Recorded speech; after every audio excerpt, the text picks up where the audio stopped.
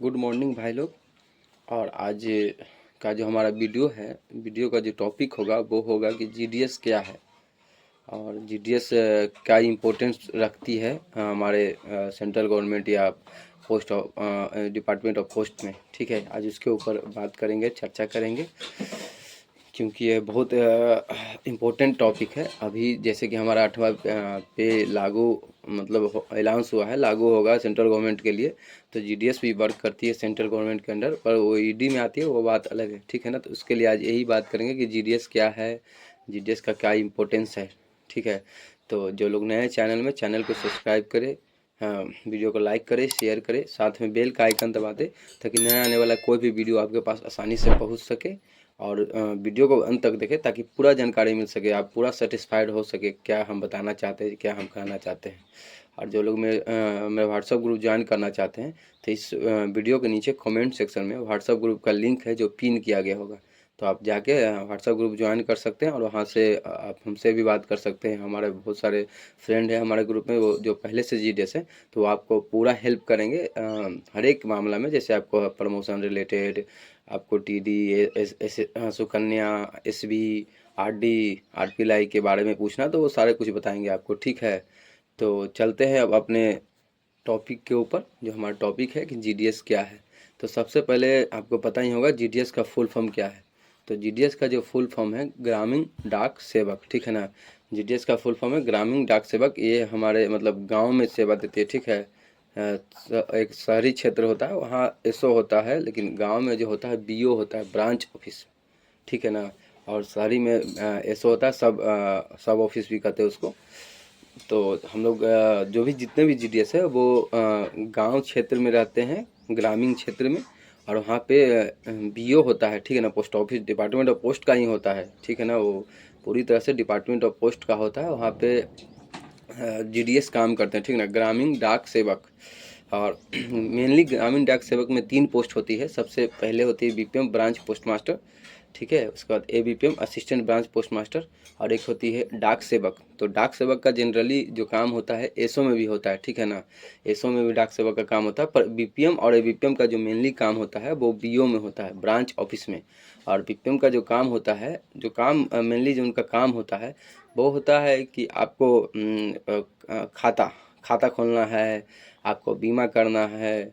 जैसे आप डाक आया एसओ से तो उसको चढ़ाना है, फिर जितना डिलीवर हुआ है सब शो करना है। आपको डिवाइस दिया जाएगा, उसमें दर्पण पे सब चढ़ाना होता है, उसको डिलीवर शो करना पड़ता है, रिटर्न है तो रिटर्न करना पड़ता है। तो बीपीएम का भी काम कम नहीं है, आपको कैसे भी करके मतलब एक टारगेट दिया जाता है, उस टारगेट को पूरा करना है। ठीक है, मेनली मतलब खाता खोलना है, ये बीमा वगैरह बहुत कुछ है। ठीक है ना, बहुत कुछ है, एसएसए हो गया, आरडी हो गया, टीडी हो गया। ठीक है ना, और भी खाता है, पीपीएफ हो गया, बहुत सारा खाता है। ठीक है, और उसके बाद हम लोग काम बताएंगे एबीपीएम का। तो एबीपीएम का जो काम है वो है मेनली डाक डाक का। ठीक है ना, आपको डाक लाना है, डाक पहुंचाना है, डाक लाके बैग से जो डाक आएगा उसको बांटना है, मतलब घर घर जाकर देना है, बांटना है उनको। ठीक है, मतलब कैसे भी करके आपको डाक बांट देना है, जिसका डाक है उसको उस इंसान के पास पहुंच जाना चाहिए। ठीक है, तो ये हो गया एबीपीएम का काम। और हम लोग अब बात करें डाक सेवक का। तो डाक सेवक मेनली ज़्यादा करके एसओ में ही रहते हैं। ठीक है ना, और उनका काम होता है वहाँ पे भी डाक का छटाई वगैरह करना। ठीक है, डाक बैग बनाना, बैग खोलना, बीओ से जो बैग जाता है या बैग आने वाला तो उसका काम होता है, डाक सेवक का ही काम होता है। अब हम लोग बात करते हैं कि क्या इम्पोर्टेंस रखती है।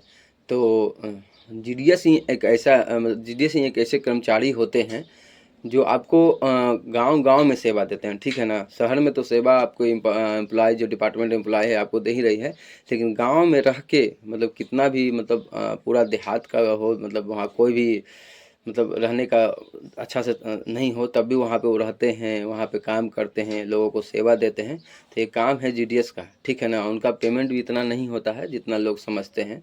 उनका जो बहुत तो बहुत टीआरसी है 10 और 12 हज़ार होता है। बीपीएम के डाक सेवक के लिए 10 हज़ार और बीपीएम के लिए 12 हज़ार, यही टीआरसी होता है। अब हम लोग बात करेंगे कि जीडीएस क्या है।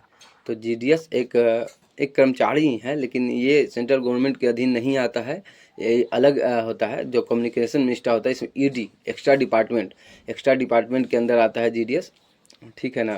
तो जीडीएस है, लेकिन इसको रेगुलर ही कहेंगे, ठीक है ना। ये ऐसा नहीं है कि ये संविदा पे है या परमानेंट नहीं, ऐसा नहीं है। आप मतलब रेगुलर ही है, बस पार्ट टाइम है, ठीक है ना। पार्ट टाइम रेगुलर बोलने का मतलब है ये ज़्यादा से ज़्यादा आप 4 से 5 घंटा ही इसमें काम कर सकते हैं।